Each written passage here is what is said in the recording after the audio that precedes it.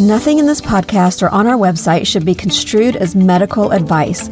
Consult your healthcare provider for your individual nutritional and medical needs. The information presented is based on our research and is strictly that of the author and not necessarily those of any professional group or other individual. Hi, I'm Sue Becker from Bread Beckers. Welcome to Sue's Healthy Minutes. I'm so excited you've joined me today, and I hope this episode encourages you and allows you to find the answers you have been praying for the health of you and your family. Today on Sue's Healthy Minutes, I want to share some fascinating facts about brown rice versus white rice. It seems that my brief comment about brown rice being better than white rice during my podcast interview with Alex Clark on Cultured Apothecary caused a bit of a stir. Several have emailed me or left comments on her platform concerning this remark. A kind responder asked, would I please address the topic in my own podcast, Sue's Healthy Minutes? So here I am. But as usual with me, I am never completely satisfied with what I think I know. So I have spent the past few weeks researching brown rice versus white rice. And I think, like me, you will be shocked with what I have learned. I have included some of my recent resources in today's podcast description. So let's just jump right in by first looking at the anatomy of a kernel of rice. When first harvested from the field, each grain of rice is enclosed in a tough, outer, inedible hull. Once harvested, the rice is put through a sheller machine to remove this hull. The sheller machine removes only the hull, leaving the nutritious whole grain rice with the bran and germ layers completely intact. Rice at this stage is 100% whole grain and may be eaten and enjoyed as is. While brown rice is the most commonly known whole grain rice, other rice varieties may vary in color from brown to red or even black, depending on the color of their bran. For simplicity's sake, I will refer to the whole grain rice throughout this podcast as simply brown rice. Like most other whole grains, the bran and germ layers of rice contain most of the fiber and vital nutrients and are high in vitamins, minerals, essential fats, and oils, and various phytonutrients that have many health benefits. However, unlike most other whole grains, where the vitamin E and fats are combined to the germ portion of the grain, the bran layer in rice contains these fats and vitamin E as well. So once that inedible protective hull is removed, these oils in the bran layer are now susceptible to oxidation and therefore spoilage. So, unlike intact intact whole grains, brown rice does not have a long shelf life because of the exposed fats and oils in the bran being now susceptible to oxidation.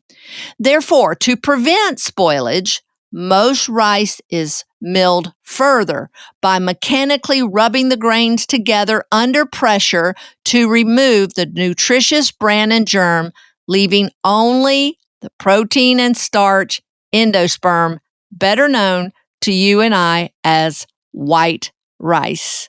Does this sound familiar?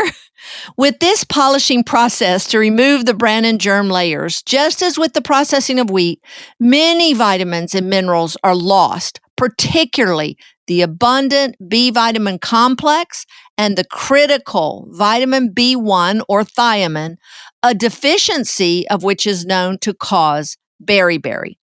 To replace some, key word here is some, of the nutrients lost in milling, most American processors have developed ways to enrich the rice, as in wheat flour, with nutrients such as vitamin B1, B3 or niacin, iron, and folic acid. But here is where things got very interesting for me as I did some pretty extensive reading on this enrichment process of rice. I can totally understand how flour is enriched, as the nutrients can easily be combined with flour. But how do you enrich a kernel of grain, such as rice? I discovered there are 3 basic methods of enriching white rice. One method is called dusting. This is where rice kernels are literally dusted with a micronutrient powder. This powder sticks to the surface of the grain simply by electrostatic force. White rice enriched with this technique, however, cannot be washed or cooked in excess water without the loss of these nutrients. A second method of enriching white rice is coating. This method involves the use of a mix of ingredients, including the fortified nutrients and a wax or gum that will adhere this micronutrient layer to the kernels of rice once it is sprayed on. This process involves soaking the milled rice in an acid solution of the water-soluble B vitamins. Then it is steamed, dried, and coated with separate layers of vitamin E, calcium, and iron, and then with a protective coating and a natural food coloring to prevent the loss of nutrients through washing. These fortified kernels are often then blended with regular unenriched white rice, usually in a ratio of 1 to 200. But now, perhaps the most interesting and eye-opening option that I discovered is the third method for enriching, the hot or warm extrusion method. This one is actually quite concerning to me, but unfortunately is the method that is considered to have the most positive impact on replacing the nutritional deficiencies of white rice due to the bran and germ being polished off. In this method, broken rice grains are milled into flour, then mixed with water and the required nutrients to produce a dough. This fortified dough is then passed through an extruder to produce new fortified kernels, if you will, of rice.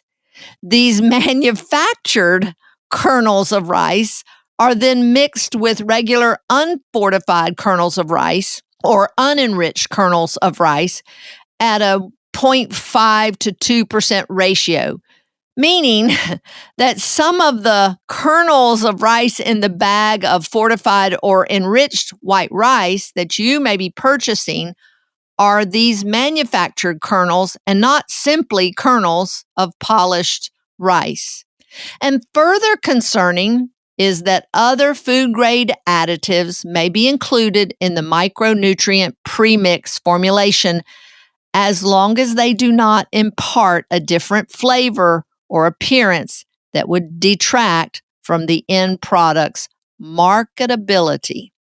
The USDA guidelines for the addition of these additives to rice fortification states that, and I quote, "The fortified kernels shall not present any significant organoleptic, that is, texture, taste, color, or appearance, differentiation that would be unappealing to the average consumer." Interesting. For years, I have understood that the polishing of rice to remove the bran and germ label to prevent spoilage was really no different than sifting away the bran and germ portions of wheat flour to prevent spoilage. In both cases, this processing causes a loss of most of the valuable nutrients provided by the whole grains. But in all these years of studying, I never fully understood the processing white rice goes through to make it enriched. And once again, it's not simply what is removed that is the problem, but what may be added. Who knew? Although I may now have convinced you of the nutritional deficiency of white rice, you are probably wondering about the arsenic levels purported to be higher in brown rice than white rice. And I would imagine that it is for this reason that some are believing that white rice is better than brown. Arsenic naturally occurs in soil and groundwater and is also present there as a result of coal mining, past use of pesticides, and the industrial use of paint and wood preservatives, all of which contain arsenic. How much arsenic is in a field varies by the region. Rice, being very porous, absorbs a lot of the arsenic, if present, from the flood fields in which it is grown and is generally more susceptible than other food products. White rice does indeed typically have lower amounts of arsenic than brown rice. That's because the bran, the outer layer of brown rice, which would absorb the most arsenic, is removed from white rice, therefore decreasing the amount of arsenic concentrated in the rice. Arsenic content in rice varies by the region where it is grown, and organic doesn't necessarily ensure there is no arsenic in the rice. And unless the growers have their rice or fields tested specifically for arsenic, there's really not much way of knowing. So, what are our options? Switching to white rice is not really a very good nutritional choice. Despite being lower in arsenic, white rice has very little nutritional value and all the concerns of commercial enrichment protocols. Choosing alternative grains such as barley, one of my favorites, or millet as a substitute for rice is a great option. Barley, like most other grains, has a long shelf life, so is a great substitute for brown rice in food storage. But if you're like me and you really enjoy the nutty flavor of brown rice and you still want to use it, there are steps you can take to remove some of the arsenic that may be in your brown rice before eating it. First, rinsing the raw rice well before cooking can remove as much as 10% of the arsenic if present. Next, boil the rinsed rice like pasta for about 5 minutes using 6 cups of water for each 1 cup of rice. This is called parboiling and can reduce the arsenic, if present, by 40 to 60%. Once the rice is boiled, drain it and rinse well. Then cook as usual, covered, using 2 cups fresh water for each 1 cup of rice used. Conventional cooking will take about 45 minutes for brown rice, while pressure cooking will take only about 18 minutes. At Bread Becker's, we sell several brown rice varieties such as long grain, short grain, jasmine, and basmati in several different size options. We also carry a delicious whole grain brown rice pasta, which, remember, brown rice is naturally gluten-free if that's important to you. I'll put the link to our rice products in this episode's notes. As one of the world's most widely consumed foods, rice plays a significant dietary role in many cultures around the world. But unfortunately, white rice, like white flour, has prevailed worldwide. Like white flour, white rice is a poor source of micronutrients and is low in overall nutritional value. In low-income countries, this can be very problematic as white rice often makes up as much as 70% of an individual's calorie intake. I have seen this firsthand in both Haiti and Tanzania. Unfortunately, man's answer seems to be fortification or enriching instead of promoting a return to consuming brown rice, and that white rice can somehow be made more nutritious by simply adding back a few vitamins and iron to replenish the multitude of nutrients lost in the milling process. So, is white rice better for you than brown rice? Of course not. Brown rice is higher in fiber, magnesium, potassium, iron, and certain B vitamins, including B1, B3, B6, and B9 or folate. And no amount of enrichment can compare. Brown rice has a lower glycemic index than white rice and has been linked to reduced risk of heart disease and type 2 diabetes, as well as weight management. And recent studies have found a unique chain of amino acids in the bran layer of brown rice that possesses cancer growth inhibitory properties of cancer cells of the colon, breast, lung, and liver. It saddens me that we are being told that nutritionally inferior food is better than one God created to nourish our bodies. I hope that you have been as enlightened as I have by this information, and that you will choose whole grain brown, red, or black rice over nutritionally inferior white rice. Until next time, this is Sue Becker from Bread Beckers with Sue's Healthy Minutes. Sue's Healthy Minutes podcast has been a presentation by the Bread Beckers Incorporated located in Woodstock, Georgia. For more information, store hours, and learning opportunities, visit breadbeckers.com and follow us on Facebook and Instagram. Make sure to subscribe to this podcast and never miss an episode. Share this with 2 friends who would benefit from this information, and be sure to join us again next week for more of Sue's Healthy Minutes.